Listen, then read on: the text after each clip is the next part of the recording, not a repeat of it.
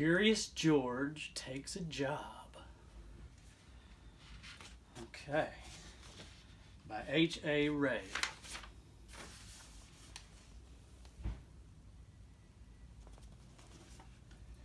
This is George. He lived in the zoo. He was a good little monkey, but he was very curious. He wanted to find out what was going on outside the zoo. One day when the keeper was not paying attention, George got hold of the key for the cage. When the keeper discovered what had happened, it was too late. George was gone. Where was George? They looked for him everywhere, but they could not find him. George was hiding in the hay of his friend, the elephant. Finally, the keepers gave up looking for him. George found a nice, cozy spot to sleep under the elephant's right ear, and the next morning, before the zoo opened, he got away safely. Once in the street, George felt a little scared. What should he do in the big city? Maybe he could find his friend, the man with the yellow hat, who had brought him over from Africa a long time ago. Only George did not know where he lived. There was a bus stopping at the corner. George had never ridden on one. Quickly he climbed a lamppost, jumped on top of the bus, and off they went.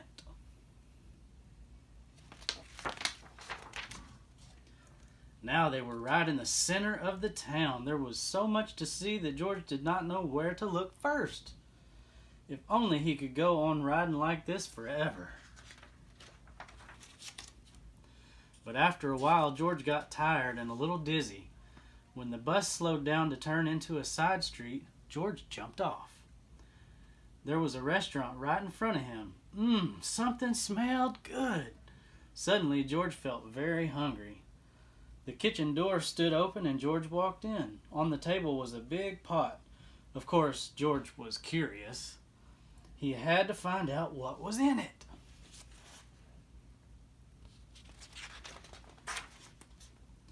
When the cook came back, he had a big surprise. Spaghetti was all over the place, and in the middle of it was a little monkey. George had been eating yards and yards and had wound himself all up in it. Look at that silly monkey.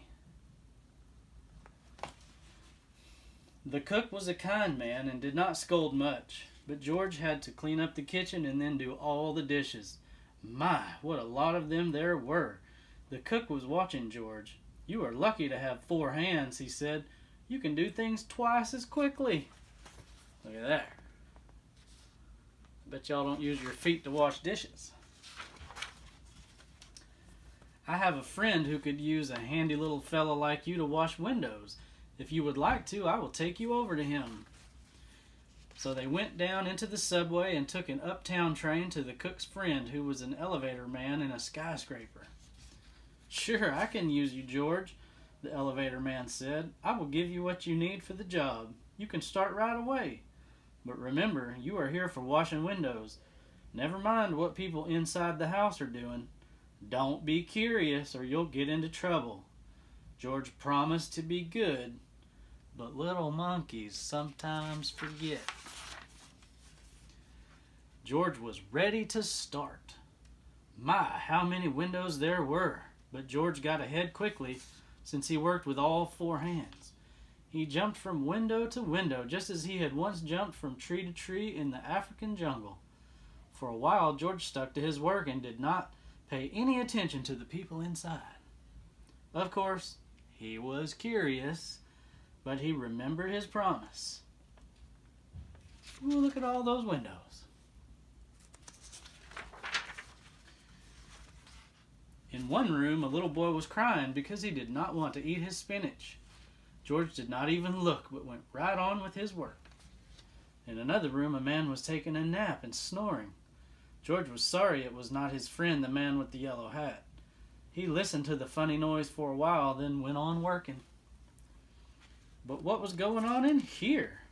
George stopped working and pressed his nose against the window. 2 painters were working inside. George was fascinated. Painting looked like a lot more fun than washing windows.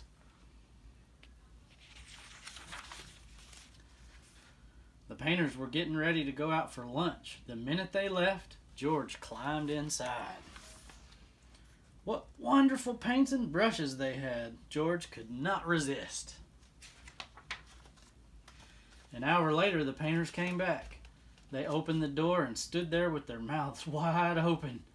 The whole room had changed into a jungle with palm trees all over the walls, and a giraffe, and 2 leopards, and a zebra. And a little monkey was busy painting himself on one of the trees. Then the painters knew what had happened. Look at that.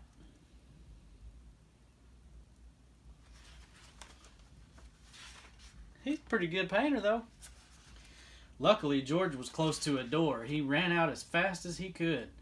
After him ran the 2 painters, then the elevator man, and then the woman who lived in the place. "Oh, my lovely room," cried the woman. "Don't let him get away." George headed for the fire escape. George reached the end of the fire escape. The others had not caught up with him yet. Here was his chance. They could not jump, but George could easily jump down and escape. In a moment he would be safe. Poor little George. He had forgotten that the pavement was hard as stone, not like the soft grass of the jungle.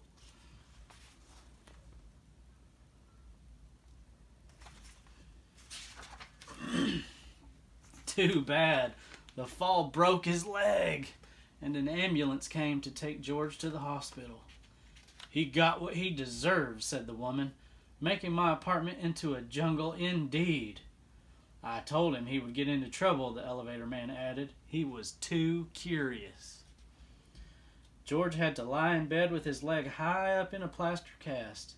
He was very unhappy, and it had all started out so nicely. If only he had not been so curious, he could have had a lot of fun. Now it was too late.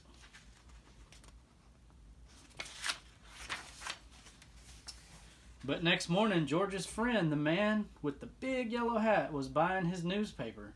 Suddenly, he got very excited. "This is George!" he shouted when he saw the picture on the front page. Quickly, he read the whole story and then ran to a telephone booth to ring the hospital. "I am George's friend," he said to the nurse who answered the telephone. "Please take good care of him so that he will get better quickly. I want to take him to a movie studio and make a picture about his life in the jungle. Don't let him get into any more mischief until I can take him away." We'll see. Finally, the day came when George could walk again. "Your friend is going to take you away this morning," said the nurse. "Just wait right here for him and don't touch anything." As soon as George was alone, he looked around at all the strange hospital things. "I wonder what is in that big bottle," he thought. George was very curious. It smelled funny. Suddenly his head began to turn. Then he felt as if he were flying. Then rings and stars danced before his eyes. Then everything went dark.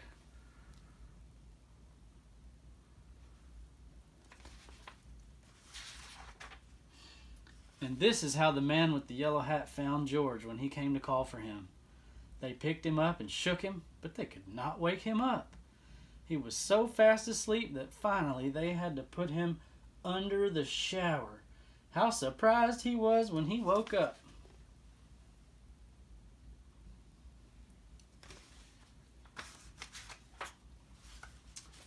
George said goodbye to the nurse and the kind doctor.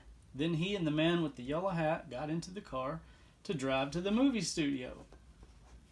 In the president's office, George had to sign a contract. Now he was a movie actor.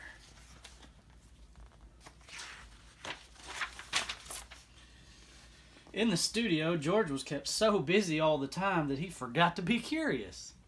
He liked the jungle they made for him and played happily there.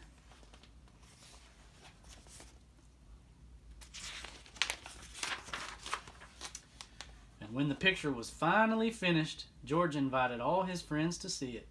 The doctor and the nurse and the ambulance driver and the man from the newsstand and the woman and the elevator man and the two painters and the cook and the reporter and all the keepers of the zoo.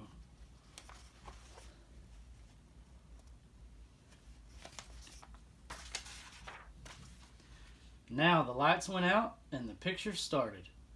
"This is George," the voice began. "He lived in the jungle. He was a good little monkey. He had only one fault. He was too curious." The end.